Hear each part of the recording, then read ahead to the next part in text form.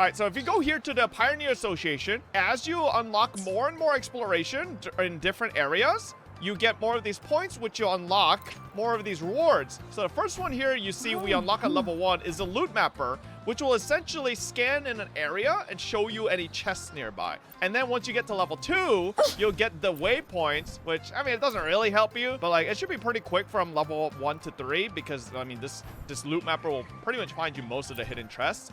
And then once you get here, this is the casket sonar. By the way, this is why I'm telling you guys to collect mats. This is what you need to essentially use the sonar. You can only craft these. These aren't infinite. So every time you want to find a sonar, you have to consume one of these. They gave you 5 for free, but you have to craft more. And then from there, it's pretty much straightforward because with the Sonnet's casket finder and the loot mapper, you pretty much can find everything. And then souvenir shop in Jinzhou right here. If you come here, right, as you're exploring, specifically in Huanglong, you get these materials, right? Wood texture shard.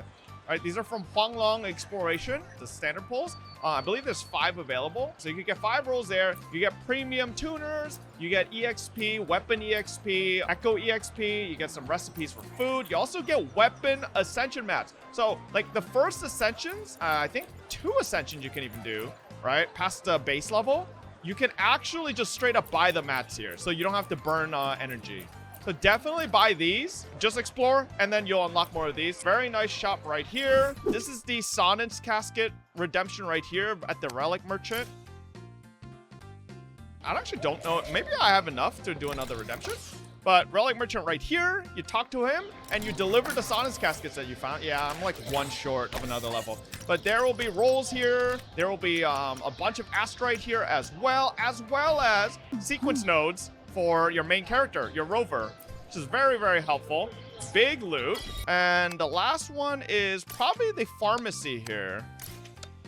Yeah, okay, it's down here. So the pharmacy here, you will notice some of your characters do need certain flowers. Probably the fastest way to just get them immediately. This does have a reset cooldown, so you know, you can't get everything you need here, but you can pretty much get peacock flowers, bell poppies, etc. Other flowers that you'll need for ascensions, all right here. Very simple. So if you're molding, it's like, where the hell are these peacock poppies or whatever they are, right? You can just get them right here.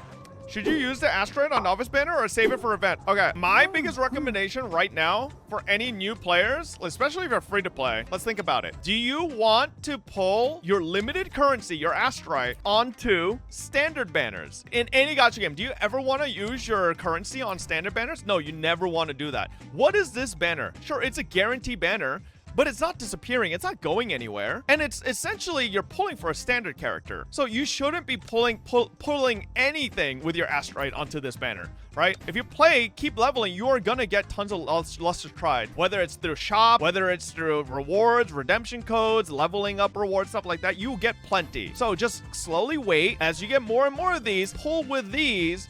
Don't use your asteroid for standard banner characters. Save your asteroid for limited characters like Jian, Yin Lin, you know, Jin Shi, Cheng Li in the future. Like, I would never use asteroid for this, especially if you're free to play. Like, don't do it. I don't know if anyone has already done it. I bet you people already have done it, but like, it's really not worth it in the long run. Like, if you just look at the level up bundles alone, let's see here. How many rewards do you get? How many pulls do you get off of this? 3 here, 5 there. Did the level 10 give you any pulls? I don't know, but you get some there, right? You get through whatever events as well. You get pulls. We have 20 pulls here. I'm sure we'll get more pull rewards from whatever. You get pull rewards from the Sonnet's casket. You get, I think, pull rewards from just doing a bunch of the unlocking stuff as well. Like, there's a lot of pulls that you will eventually build up just from playing the game. Like, it's not going anywhere. Think of it pretty much like the HSR 300 pull. Did anybody who's playing HSR spend their Stellar Jade on the 300 pull standard banner count? If you did, you shouldn't have. Why would you have ever done that? That's literally a terrible idea. You eventually will hit that 300. Like, sure, maybe it's not this week, maybe it's not this month, maybe it's not next month, but you'll eventually hit that 300 in HSR and you got your standard character. Same thing with Wuthering Waves. You will eventually get that 80 banner pull, right? And you'll finish it and you'll get the character that you want.